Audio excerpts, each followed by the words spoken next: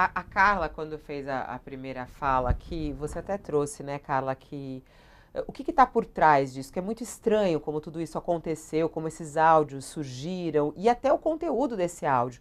Porque se tem aí por trás um interesse em pressionar Alexandre de Moraes, em liberar o conteúdo da delação de Mauro Cid, para que a defesa de Bolsonaro se prepare melhor, é um tiro no pé do próprio Mauro Cid, né? Porque se ele perder a delação, né, é prejuízo para ele também, né, Carla? Na sua análise, o que, que se diz aí, o que, que deve estar por trás dessa divulgação desses áudios?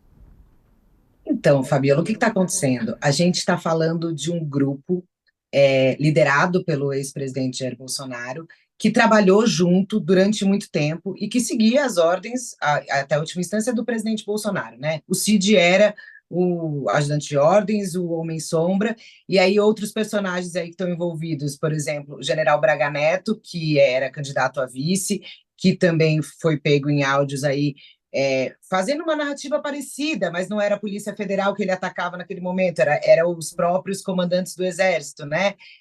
Ou seja, com uma teorias, né, narrativas mesmo, que a gente não consegue fugir dessa palavra, impressionante, né? Mas porque são narrativas que são comuns a esse grupo. O que acontece? Esse grupo agora, cada um está num estágio, né, jurídico, digamos assim. Depois dos depoimentos de Freire Gomes e de Batista Júnior, como o Josias lembrou aí, que foi semana passada, que a gente ficou vendo esses depoimentos todos, sexta-feira passada, tudo isso. O que acontece? Chega um momento em que as defesas vão começar a buscar um, digamos, salve-se quem puder, né? Então, por exemplo, há outras investigações avançando em relação a Braga Neto no Rio de Janeiro.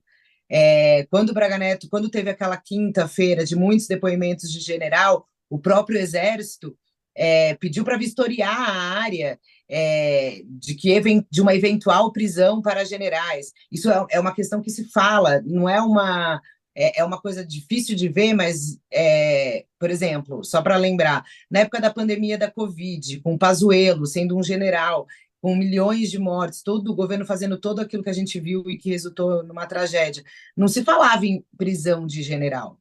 Hoje em dia, aqui em Brasília, a prisão de um general é algo que paira quase como pelo ar de algo que vai vir a acabar acontecendo.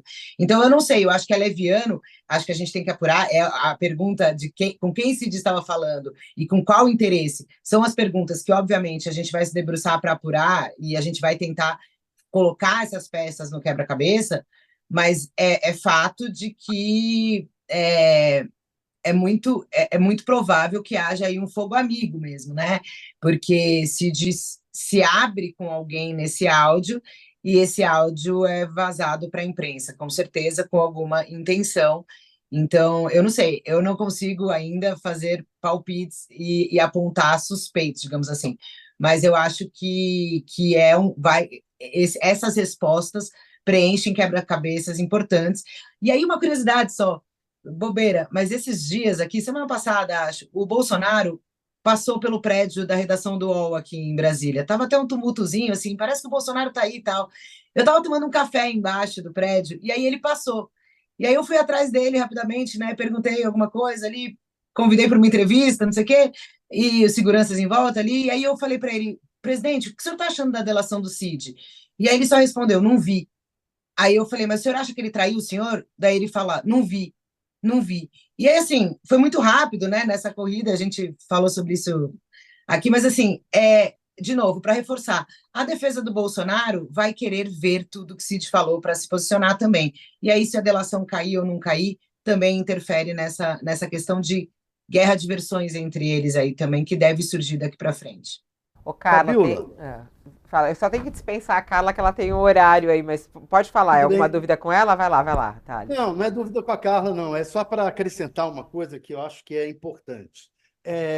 O advogado Antônio Carlos de Almeida Castro, Cacai, escreveu esses dias que é preciso a Polícia Federal se apressar para fechar os inquéritos do Bolsonaro. Por quê?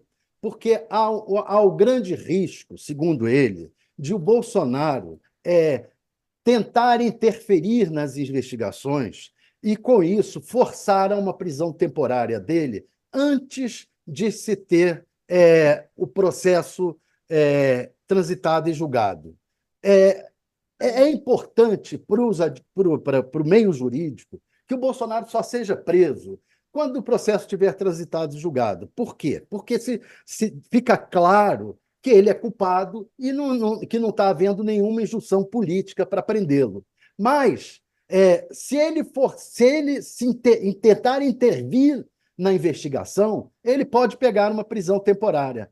E esse caso do vazamento dessa conversa, se for provado que foi uma interferência do Bolsonaro ou de alguém ligado a ele para tentar atrapalhar a investigação, pode ser que force a justiça a ter que fazer uma prisão temporária. É só uma colocação, porque é uma colocação que vem do Antônio Carlos de Almeida Castro, que é um advogado respeitável nesse meio.